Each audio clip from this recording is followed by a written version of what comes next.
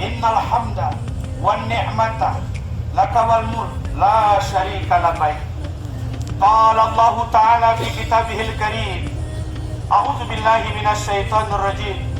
Walillahi 'alan nasi hajjul bait man istata'a ilaihi sabila wa man kafara fa innallaha ghaniyyun 'anil 'alamin.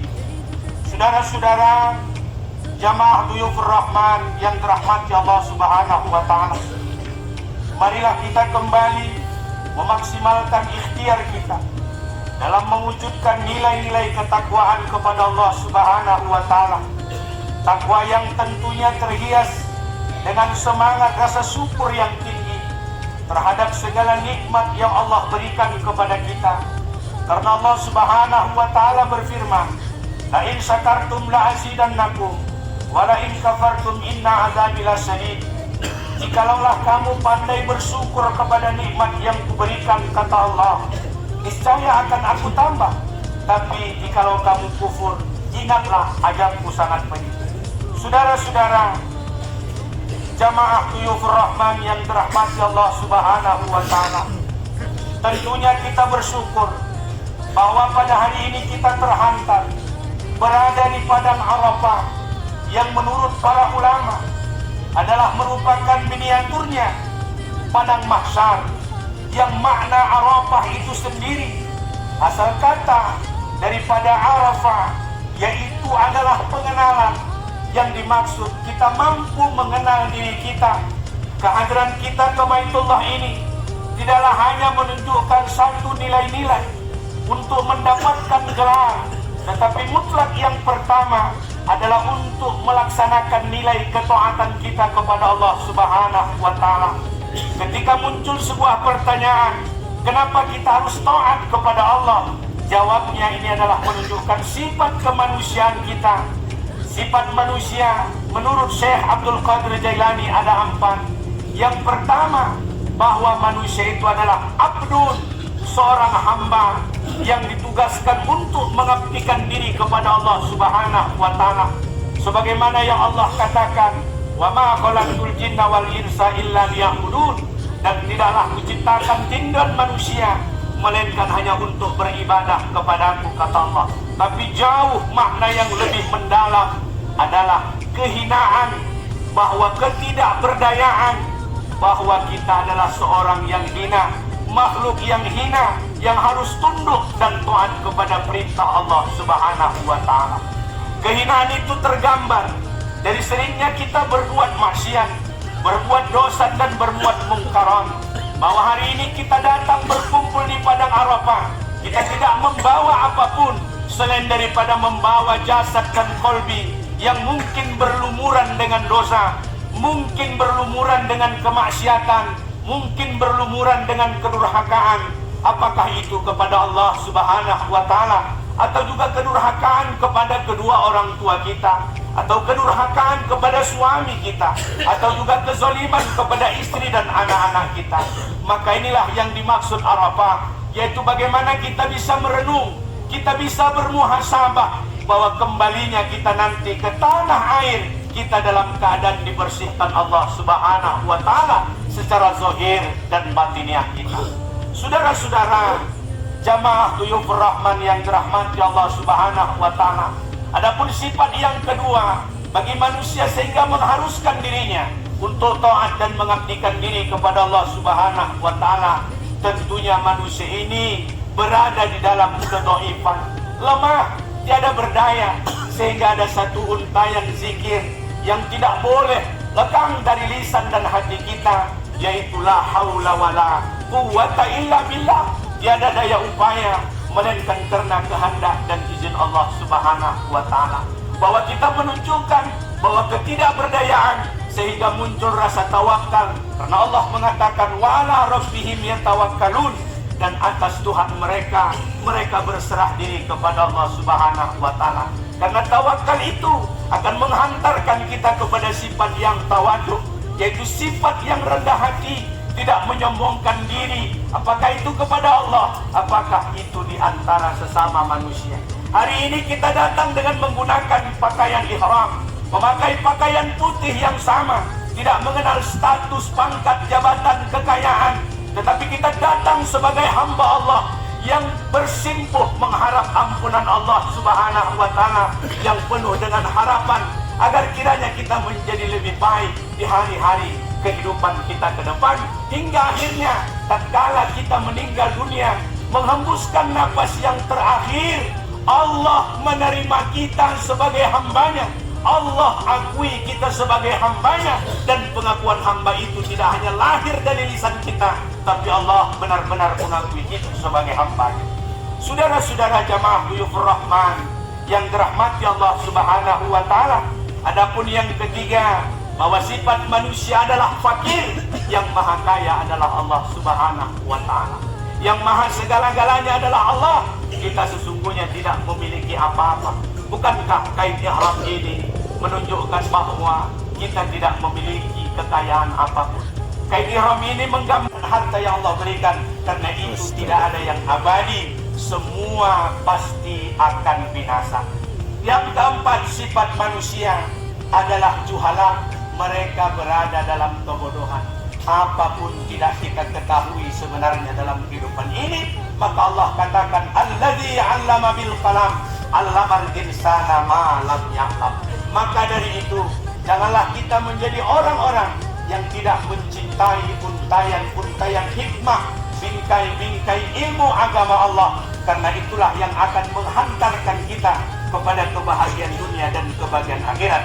Maka ibadah haji adalah sekaligus menjadi sarana ilmu bagi kita untuk memahami nilai-nilai hakikat dari tawaf dan sa'i, adalah menunjukkan satu tujuan, satu keinginan, dan tentunya di dalamnya untuk sampai kepada batas yang telah ditentukan Allah Subhanahu wa Ta'ala, dan kita terus meminta perlindungan dan pertolongan Allah. Kemudian kita berada wukuf di padang Arafah ini tentunya untuk melakukan nilai-nilai muhasabah diri, nilai-nilai introspeksi diri, agar kita lebih melihat diri ini ke dalam. Janganlah kita melihat diri orang lain, tetapi banyaklah melihat diri kita sendiri, karena di sana kita akan menemukan keburukan-keburukan kita. Kita tidak penting menghitung kebaikan yang kita lakukan, tapi yang terpenting hitunglah keburukan dan kesalahan yang kita lakukan. Jikalau kita ingin menjadikan ibadah haji ini sebagai rihlatul taubah, yaitu perjalanan bertaubat kepada Allah Subhanahu wa Ta'ala. Saudara-saudara Duyufur Rahman yang dirahmati Allah Subhanahu wa Ta'ala, adapun yang terakhir, untaian hikmah dari ibadah haji yang kita lakukan pada tahun ini, bahwa kita adalah tamu Allah Subhanahu wa Ta'ala. Sebuah syair dalam kajian balaghah mengatakan, ij'al hayatukum ka'ibratit tuyub, jadikanlah hidupmu bagaikan orang yang sedang bertamu. Tamu itu adalah harus mengikuti aturan tuan rumah. Kita adalah tamu Allah, maka ikutilah aturan Allah. Jangan membuat hukum-hukum yang seenaknya untuk kita. Andaikan kita melanggar hukum itu, kita harus memahami konsekuensi daripada hal yang demikian. Lalu jangan kita mengkutak-atik atau mengolah-olah hukum Allah yang berat kita jadikan enteng, dan yang enteng kita semakin entengkan, karena ini akan mengundang kemurkaan Allah. Haji mabrur adalah merupakan impian saja, tidak akan menjadi kenyataan jikalau kita mengentengkan hukum Allah Subhanahu wa Ta'ala. Kemudian selanjutnya, yang namanya tamu pasti akan pulang menghadap Allah. Tidak ada tamu yang kekal. Yang namanya tamu pasti akan pulang. Kita tamu di muka bumi Allah, kita akan pulang menghadap Allah Subhanahu wa Ta'ala. Semakin lama kita bertamu, pasti ketika kita pulang akan dipertanyakan, apa oleh-oleh yang kau bawa. Begitulah adat istiadatnya yang sering terjadi di tengah-tengah keluarga kita.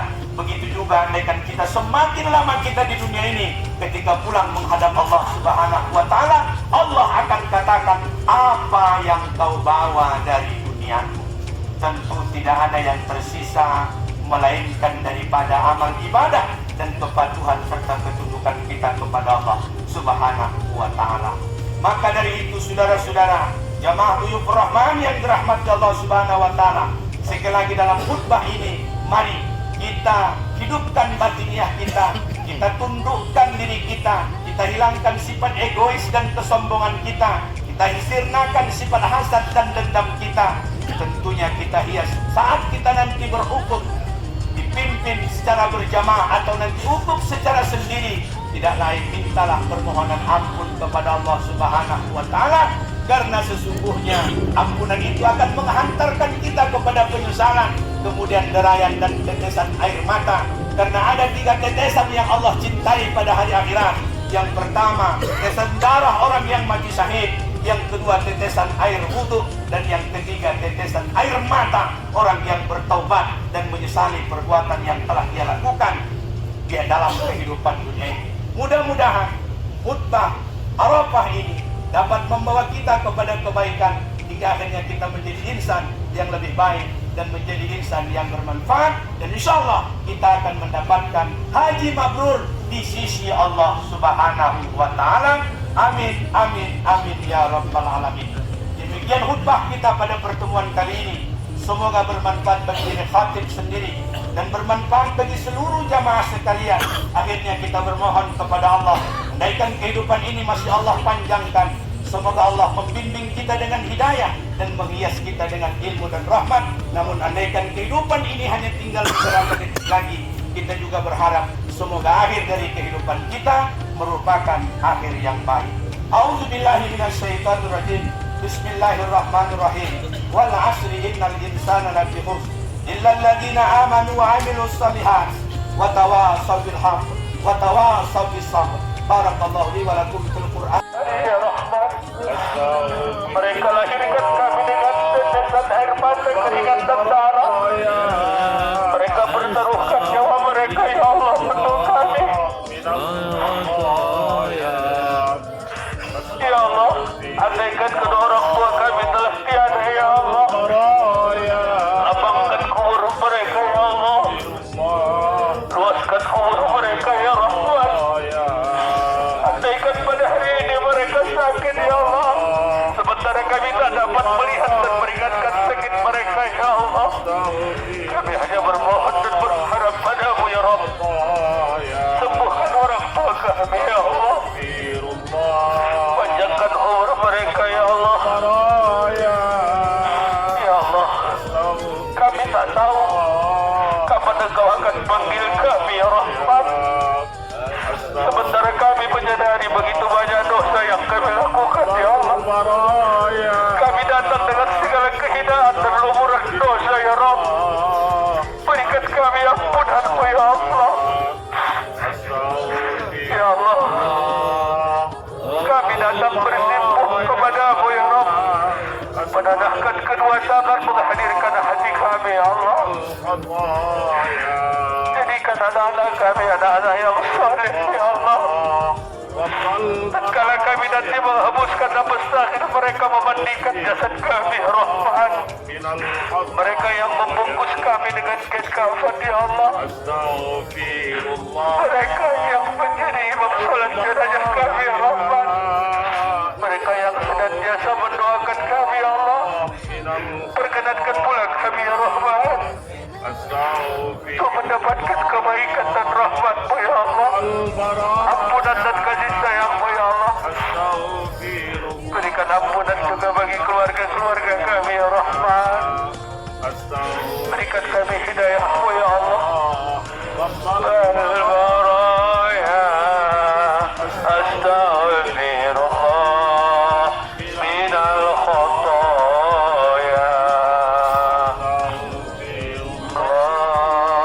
Rabbal baraya Astaghfirullah minal khotoya. Astaghfirullah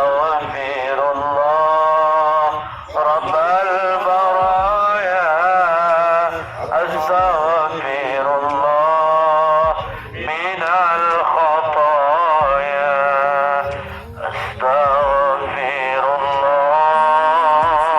Rabbal baraya Astaghfirullah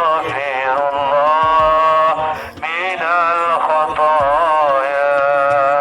Astaghfirullah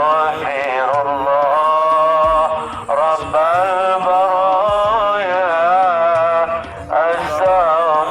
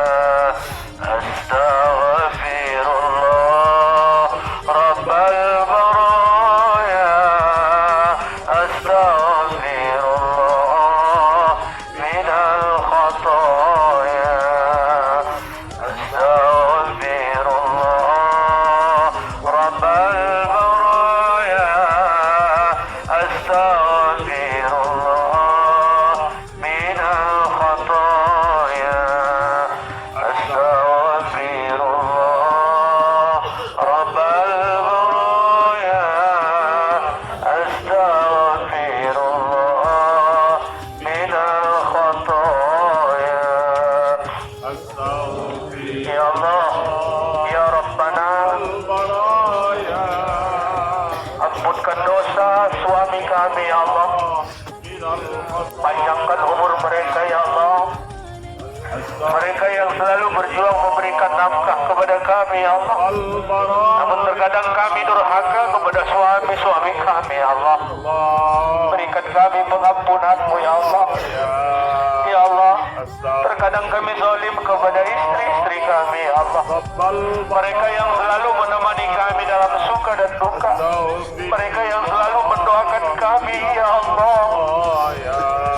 Ampunkan dosa kami ya Allah, panjangkan umur istri kami ya Allah, panjangkan umur anak-anak kami ya Rahman, izinkan kami untuk bertemu mereka kembali ya Allah, izinkan kami untuk mendekap mereka ya Rahman, izinkan kami untuk membawa mereka ya Allah ke tanah suci ini ya Allah. Ya Allah, Ya Rabbana, Ya Tuhan kami datang dengan dosa ya Allah, kami datang bermohon ampun kepadamu ya Rabb. Andaikan kau tak berikan ampunan dan rahmat-Mu ya Allah, pastilah kami orang-orang yang merugi ya Allah. Ya Rabb, kikislah kesombongan pada hati kami ya Rabb, jadikan kami ya Allah orang-orang yang rendah hati ya Allah. Kikislah keinginan kami terhadap terlalu mencintai dunia ya Allah. Hadir